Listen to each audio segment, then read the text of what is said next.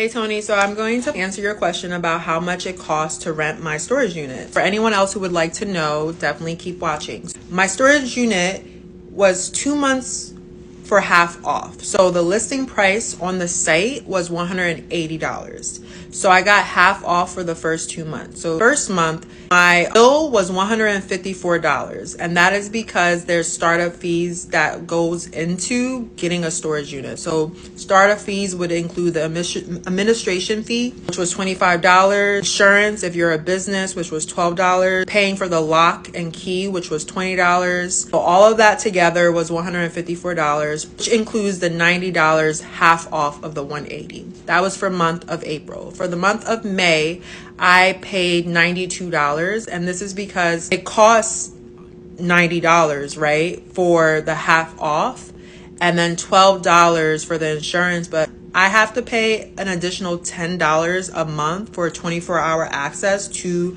my storage unit. So they applied that $10 to my next bill. I'ma take it, but it should have actually said $102, but hey, I'm gonna take it. So I'm expecting my bill going forward to be $202 a month for my storage unit. But the storage unit facility does not have Wi-Fi. So I had to pay for Wi-Fi through my own phone company.